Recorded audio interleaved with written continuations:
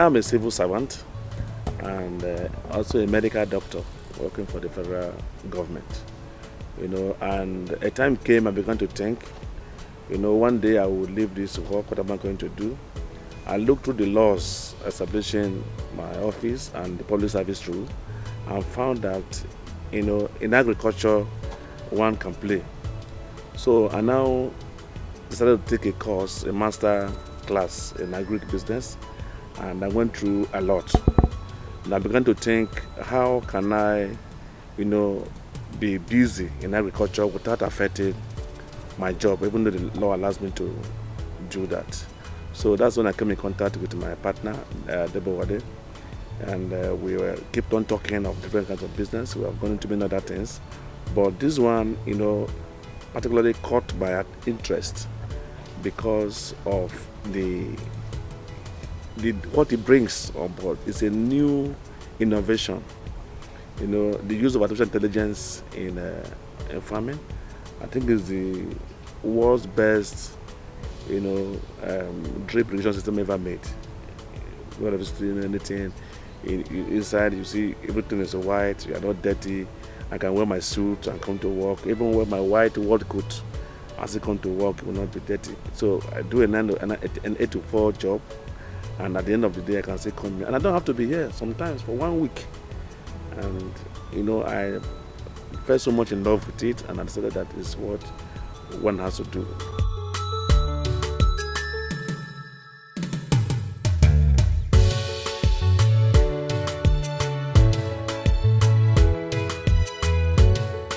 Right here we have what we call the trough system of hydroponics, and hydroponics simply means hydro means water and ponics means soil.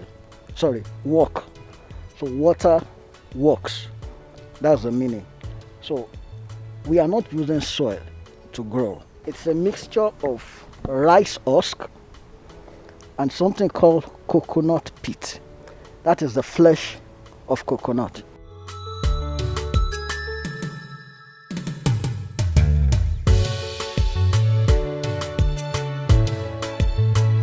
This gives us a neutral growing environment. One of the major things that affects plant productivity is the effect of the rhizosphere. That's the root zone, where the root of the plant is grown. The part of the plant that takes nutrient is from the root. So whatever you see up there is being determined by what you are not seeing under there. And this helps to get the best growing environment. Incidentally, Nigeria is going through a rice revolution, and the husk is actually a waste. But we found a way to use this to grow crops. So that is what you are seeing here.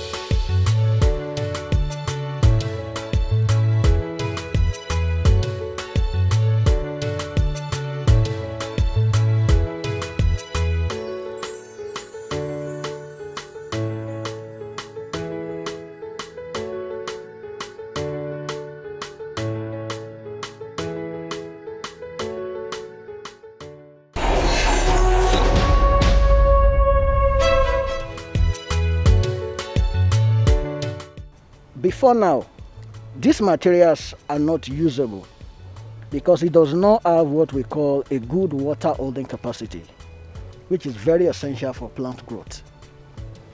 We now brought in a technology called responsive drip irrigation system, and that became the game changer. Now, what's the meaning of responsive drip irrigation? Drip irrigation is one of the foremost technology in plant production because it helps to save about 70% of water usage. Water drips to the root zone of the plant as demanded. But there are some limitations. One of such is it needs electricity because you need to put something called a sensor in the soil. The sensor senses when the soil is dry, and then it triggers the valve of the irrigation system, it opens up the water and all that.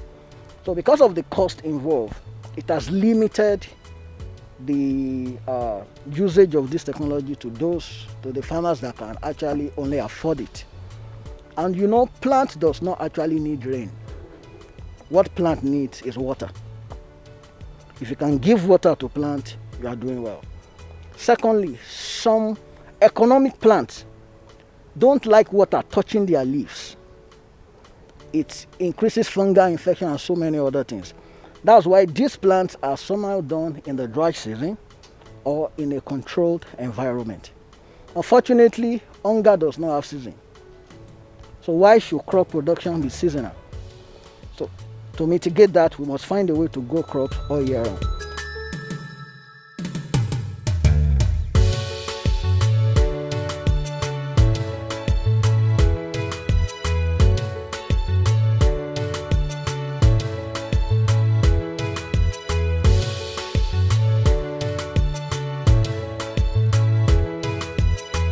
With this responsive drip irrigation system, there is a natural artificial intelligence phenomena that happens in plant life cycle.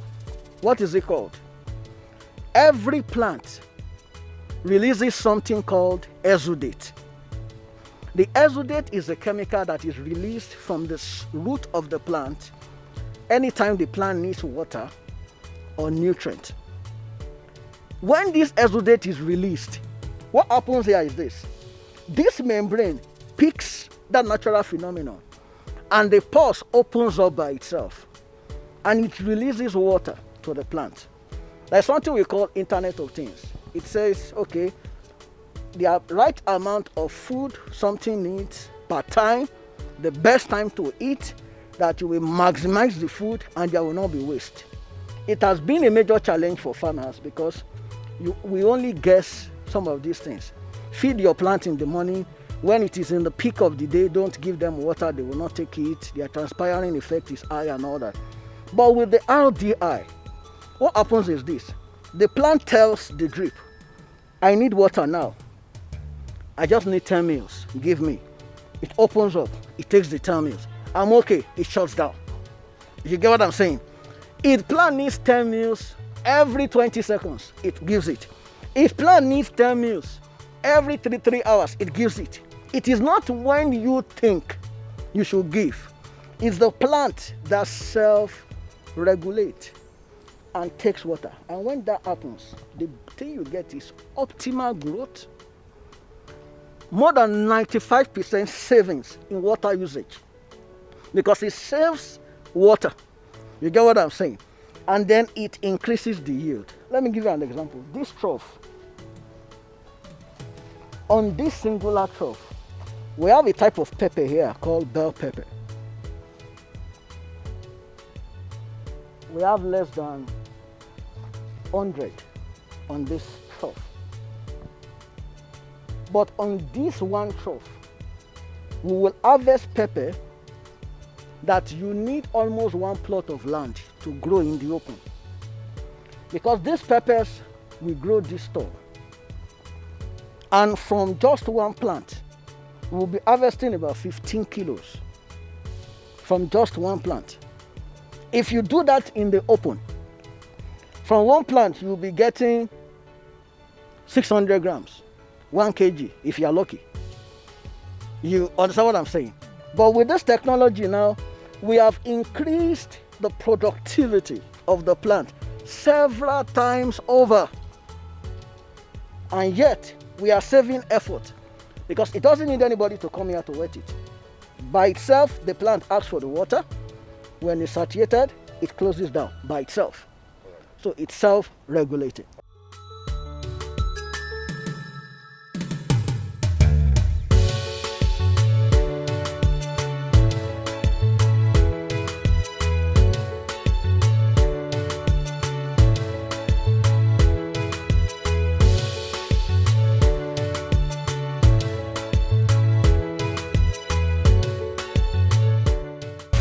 For over 4 decades, Nigeria's economy has heavily depended on crude oil exports.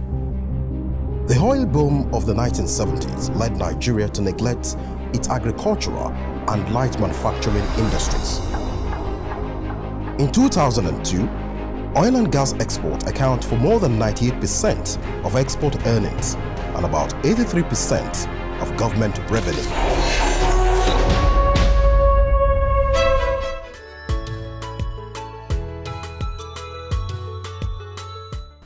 Hi, I'm Arimutu Lokwe, a graduate of Federal University of Agriculture at Abeokuta. I'm a master's degree holder of the same university, an animal scientist, but as you can see, I'm working on the farm with my plants. I call myself a slave farmer. Why? Because I use my brain, I use everything I have to attend to my plants. I still look very neat.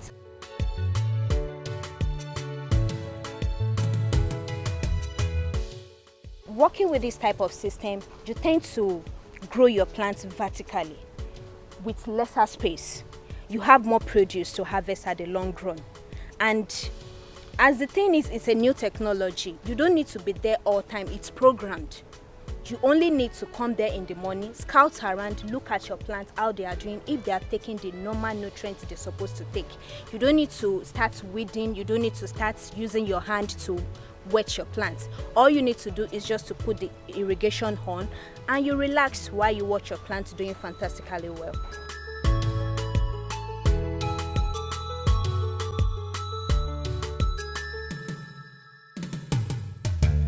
When I got admission into the Federal University of Agriculture, I chose animal science personally. But I have a lot of my friends, but they chose the course out of slim result. Maybe their courses are, their chances of getting into university is very slim. And even some that have best degrees, best grades in school, they don't tend to practice what they are doing. But you know, I try to see how we can change the narrative of how youths see agriculture. They tend to see it as the older people's profession.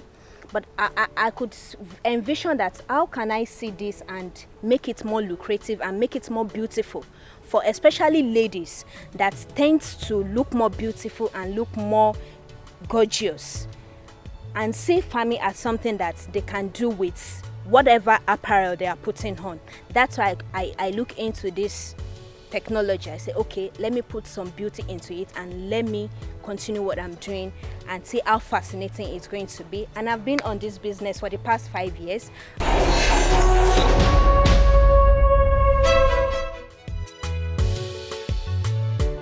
One of the advantages of hydroponic system is that it's highly adaptable. You can grow it even you are living in the upstairs, even irrespective of the environment you find yourself. You can grow your crop.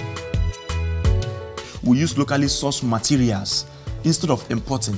It won't take you like 10,000 naira. You already have this. You know what this one is. This is our corn cobs. We use our corn cob as the growing media through which the plant, it just helps to stabilize the plants so that the root of the plant can have contact to the water and takes the needed nutrients required. That is what. So what we see here is what we call reverse engineering.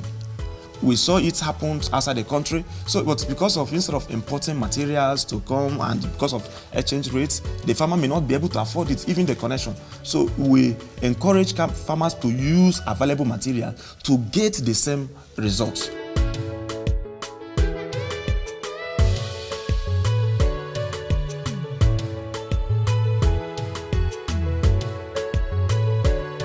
It's very cost effective. It's not, it may even be cheaper than farming in an open field compared to what you get from those proceeds. It can be deployed vertically on your fence. On the fence, you can put on the fence. On your wall, you can put on your wall. You know, in an open field, you can put on an open field. But the truth be told that there are some crops that may not do well, you know, in the rain when water touches their leaves. Crops like tomato and some kinds of pepper. That is why now, this season now, rainy season we are, pepper price, tomato and pepper price have gone up because they are not easily, it's difficult to farm them now. So, but with this kind of system, you can farm year in, year out. As my partner said, there is no hunger season. Hunger is throughout every time. So you should also be able to plant and farm throughout the whole year. To have a greenhouse like this, before you spend about a 1.5 million naira, you can get the greenhouse from it. And the cost you would have spent there, within less than 6 months, you recover it with what you have here, even much more. And the system can stay like this for more than 12 to 15 years. Nothing happens to it. So you are just harvesting every time.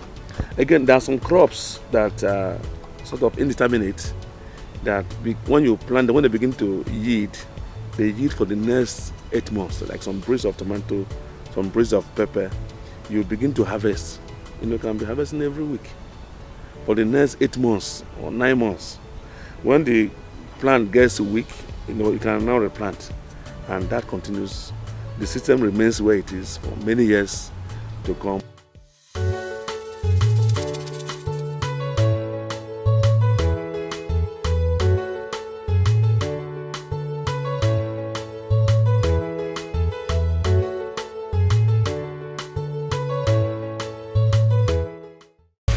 For over 4 decades, Nigeria's economy has heavily depended on crude oil exports. The oil boom of the 1970s led Nigeria to neglect its agricultural and light manufacturing industries. In 2002, oil and gas export account for more than 98% of export earnings and about 83% of government revenue.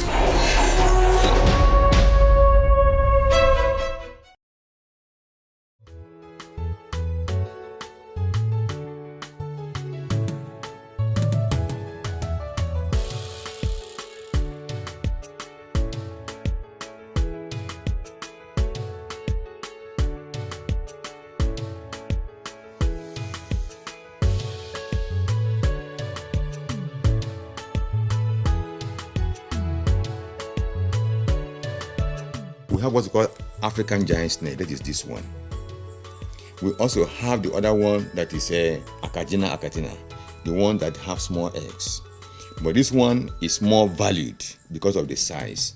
Now, this, when they are about 6 months old, they are mature, they're fully mature to start reproducing. They are hermaphrodites, but they need exchange of each other for reproduction. So when you have them about 2, you already made a pair.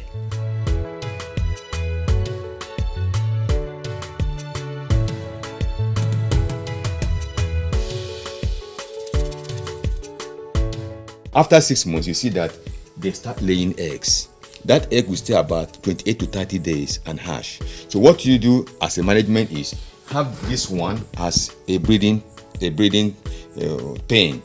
Then this here can contain up to 50 breeders, about 1 meter by 2 meters. You construct. You can use basket. You can use tire and do that, provided you cover it to prevent predators and the escape. Then you have another tank there where you will be collecting their small ones. As you are getting the small ones, they are called growers. So from there you can establish another form of a breeding space, or from there you can be selling, or from there you can also sell to prospective farmers, and prospective farmers can also start from there. From there you're now expanding the production system. Remember that if you have pockets of farmers that are going into it, with the pocket of farmers, you can make a very good number to supply the earnings of the general populace. These are the offsprings we are getting from there. We are separating them. These are already called the juveniles. These ones can be about 1 month old.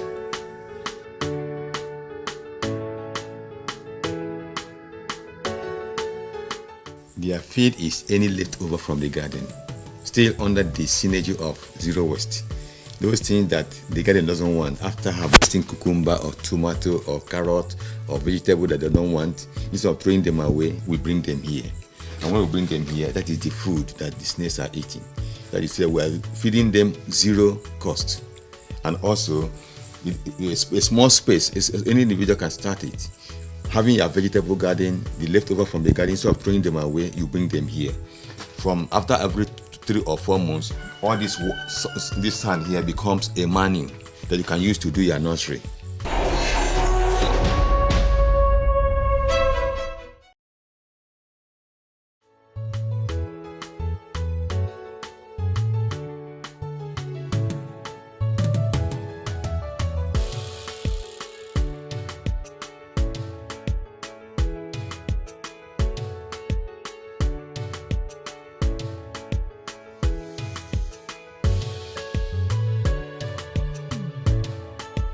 here we have machines that are for cassava processing, right from peeling, the peeling level.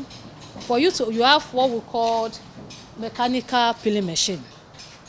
That handles the peeling. At the same time, it will do the washing.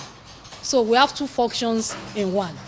It will do the washing because as we are peeling, you are pouring water to soften the skin.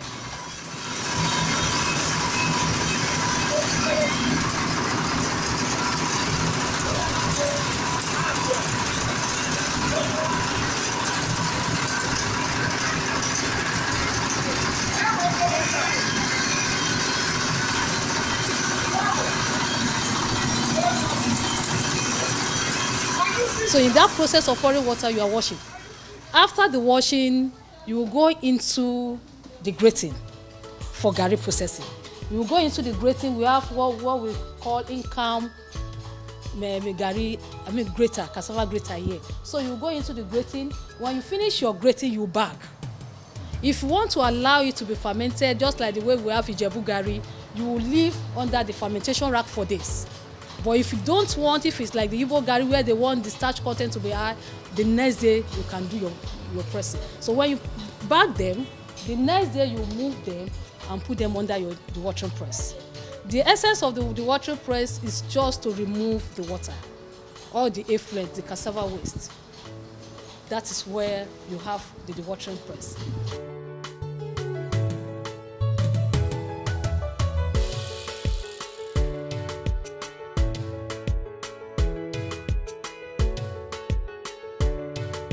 After you finish the watering, you will remove your bags and move to your sifter. The essence of the sifter is to remove those ones that are not properly grated, so that you can have fine particles for your garri. After your sifting, then you move to your frying. We have the mechanical fryer here. In fact, the mechanical fryer was designed just to ease our rural women from the problem of smoke and wasting their time, because by the time you use the garri fryer, you find that what you do in one day, you can accomplish that in hours.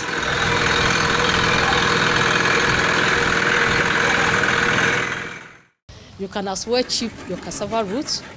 When you chip into fine slices, then you use the cabinet dryer to dry. After drying, you mill into flour, and you have your high quality cassava flour as your final product.